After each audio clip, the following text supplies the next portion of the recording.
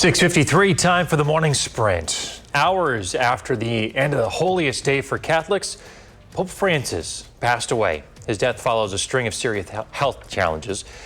Pope Francis was born Jorge Mario Bergoglio in 1936 in Buenos Aires, Argentina. Pope John Paul II made him a cardinal.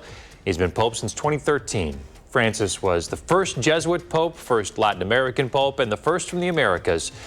Again, Pope Francis dead at the age of 88. CBS Mornings will have more at the top of the hour. Two people charged in connection with the death of a 14-year-old Evansville girl will appear in court today. 26-year-old Hunter Dreyfall and 20-year-old Alyssa Ahrens face several charges, including sexual assault of a child. Police arrested the pair after a Sunday morning shooting that left the 14-year-old Florencia Henthorn dead.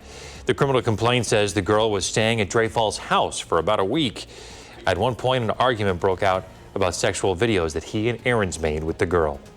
A 20-year-old man who killed a woman and injured two kids in a car accident in Madison will appear in court today.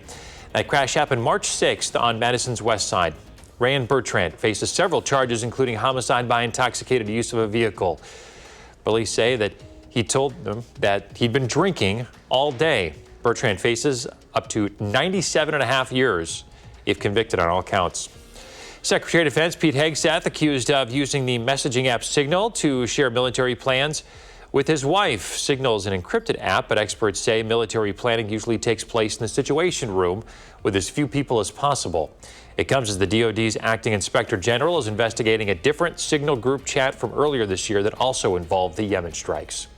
And a report by the American Rivers found that half of the rivers in our country have unsafe levels of pollution that threaten the water we drink. Topping the list this year, the Mississippi River, which spans 10 states and supplies drinking water to 20 million people.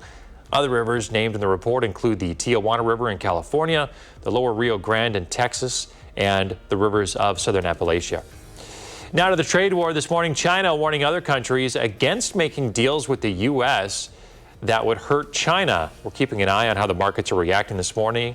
And stocks on Wall Street are down in overnight trading. Dow futures are tumbling. They're down more than 450 points, more than 1%. S&P futures, NASDAQ futures down 1.3 and 1.5%.